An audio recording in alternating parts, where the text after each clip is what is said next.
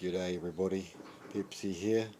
Here we are with the test number 1 of the battery operated warehouse brought $15 train that normally it just has an off on switch and you have to catch it and like go off on. But Pepsi being Pepsi, we decided we have an RC unit here. So we decided what better way, so we're just going to test the track. So let's have a look, eh? Here we go. No trickery. Here it goes around. Get the logs on at the moment. We lost the logs. That's okay, we'll figure that out.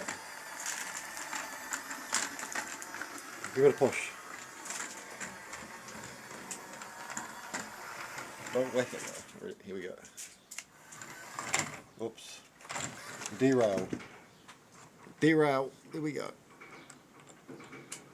We'll give it a straighten up and try again. Oops, we derailed at the back. We didn't check the back. There we go. So it can be a shunter too.